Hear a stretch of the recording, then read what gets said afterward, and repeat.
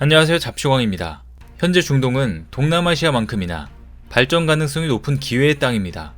중동 지역은 우리의 최대 에너지 공급원이자 최대 해외 인프라 건설 시장으로 우리 경제의 지속 가능한 발전과 기업들의 미래 기간 산업 진출에 있어 매우 중요한 곳입니다. 탄소 중립으로 석유 중심의 산업 시대는 점차 저물고 청정 에너지의 시대가 도래하고 있는 것인데요. 지금까지 석유 하나로 국가를 유지했던 중동 국가들은 현재 미래를 걸고 산업 대전환에 나서고 있습니다. 이러한 대규모 경제개혁에 한국 기업들의 참여가 기대되는 상황인데요. 그런데 1월 15일부터 약 일주일간 UAE, 사우디, 이집트, 중동 3개국에 한국 대통령의 방문 일정이 있습니다. 우선 이번 방문은 모두 중동 측의 초청으로 이뤄진 것이어서 더욱 주목되고 있는데요. 특히 3개국은 우리나라의 중동 아랍권 주요 우방국들로서 글로벌 에너지 공급망 안정, 영내 평화와 안정에 있어 중추적인 역할을 하고 있으며 미래 산업 발전을 위해 우리나라를 주요 파트너국으로 동반 성장을 희망하고 있는 국가라는 공통점이 있습니다. 특히 UAE 방문은 4년 만에 이뤄지는 것으로 4조 원 규모의 천공투 수출 소식 후에 첫 방문이어서 추가적인 방산 수출이 나올지 굉장히 기대되고 있는데요. 그런데 하필이면 순방 중인 17일 UAE의 천공투 도입에 반발이라도 하듯 예멘 후티 반군의 드론 공격이 아부다비에서 또다시 발생한 것인데요. 과연 지금 중동에서 어떠한 일들이 일어나고 있는지 자세히 알아보겠습니다. 먼저 16일 두바이에서 양국 경제인이 참여하는 비즈니스 라운드 테이블과 2020 두바이 엑스포 한국의 날 공식 행사에 참여한 뒤 알막툼 총리와 회담하는 일정입니다. 이날 행사에서는 한국의 수소 관련 기업, 기관 관계자 20명이 참석했습니다. 아랍에미리트도 정부 관계자와 기업인 10명이 참석했습니다.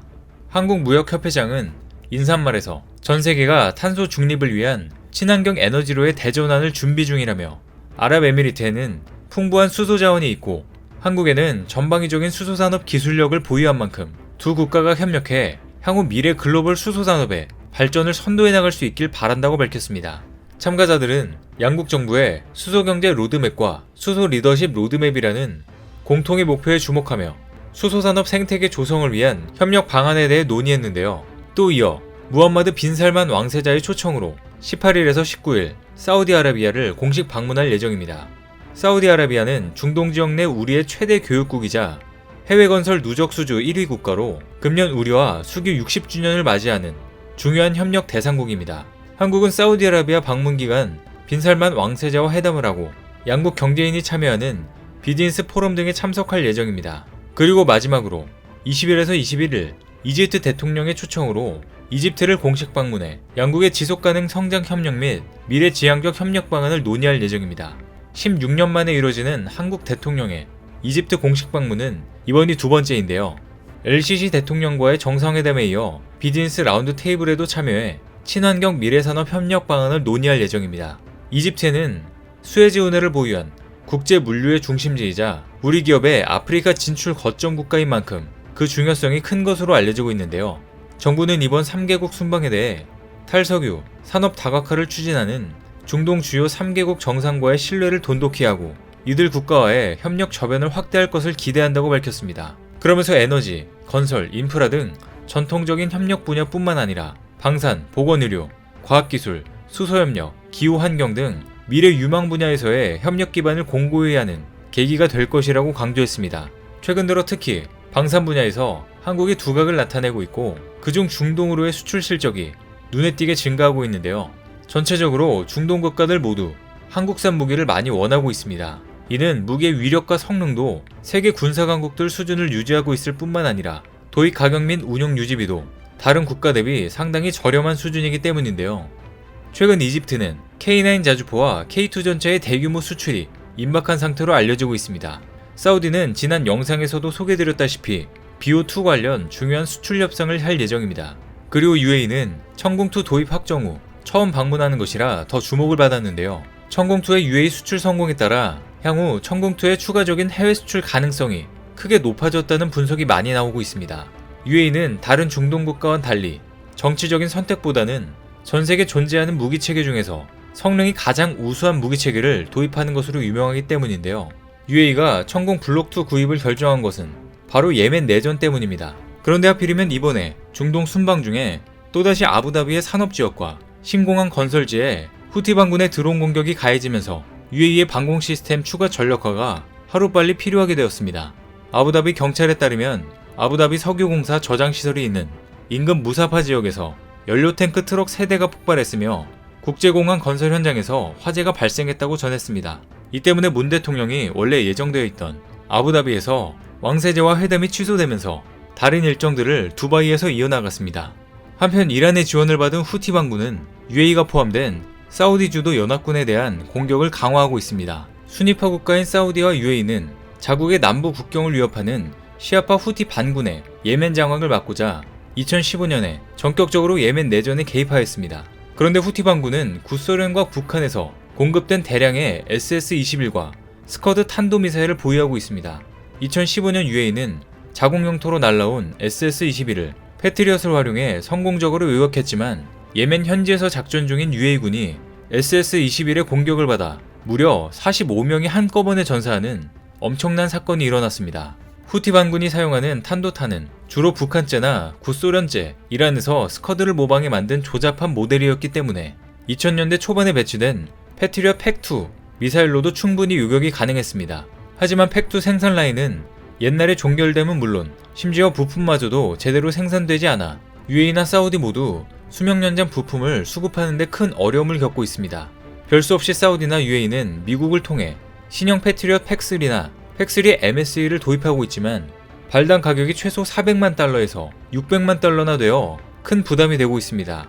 이와 비교해 탄도미사일 용역 능력을 갖춘 천궁 블록2는 약 17억 원 정도에 불과함에도 팩3와 동급 이상의 성능을 갖고 있습니다.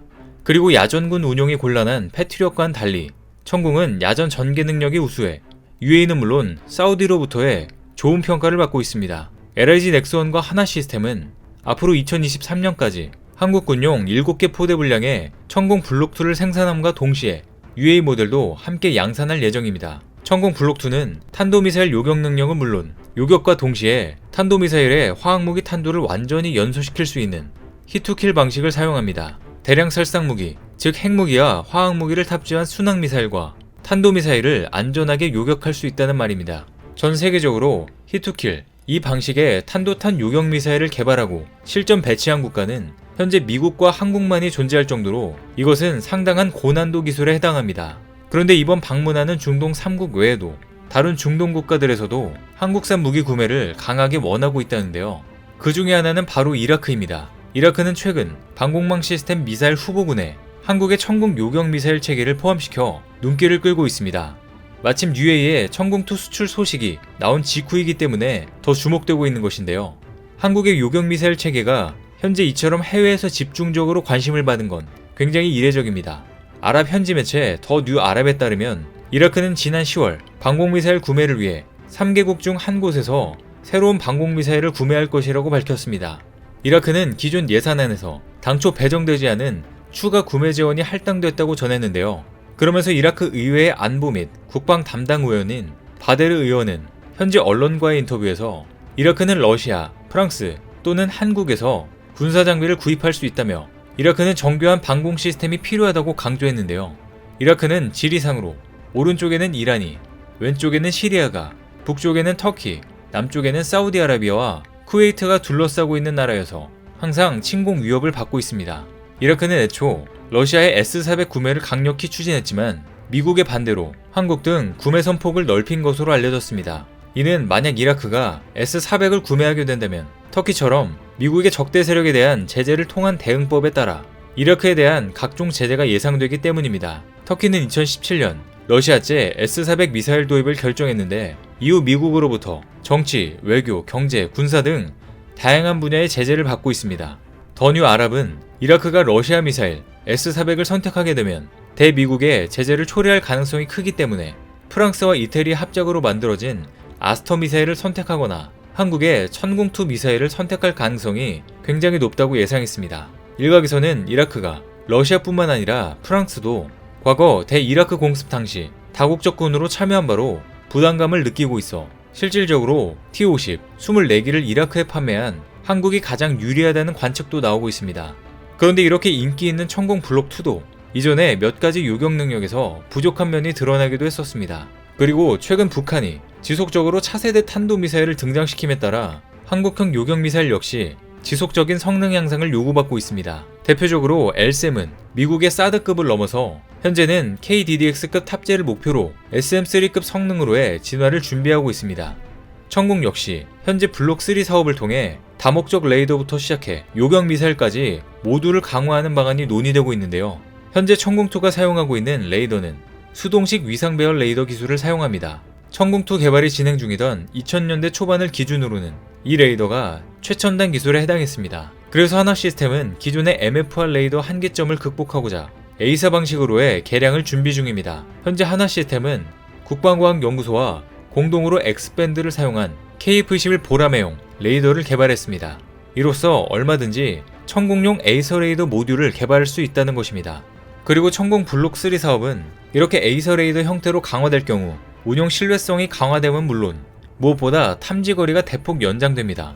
전문가들에 따르면 약 30% 정도 탐지거리가 연장되어 100km 이상을 탐지할 수 있다고 하는데요. 여기에 추가해 디지털 빔포밍 기술을 적용할 경우 탄도미사일, 스텔스기, 순항미사일, 무인기 등에 발맞추어 최적화된 레이더빔을 방출할 수 있습니다. 그리고 추후 천궁 블록3가 전력화되면 각 표적에 발맞춰 천궁 블록1, 블록2, 블록3 모두를 운용할 계획입니다. 특히나 한국형 미사일 체계는 국내에서 쉽게 수명 연장이 가능해 최장 30년간 운용이 가능합니다. 또 천궁과 LSAM 체계는 동급 성능의 미국 패트리엇 팩3나 사드와 비교해 최소 50% 이상 저렴할 가능성이 높습니다. 그러므로 막대한 국방비를 절약해주면 물론 해외 수출 시장에서도 강력한 가격 경쟁력까지 갖추고 있는 것입니다. UAE의 천궁2 수출을 시작으로 한국의 기술 혁신이 전 세계로 뻗어나가는 계기가 되었습니다. 앞으로 다른 중동 국가들에도 한국의 미사일 체계가 수출되길 기대해보면서 나아가 천궁3, LSAM까지 지속적으로 수출되길 바라겠습니다.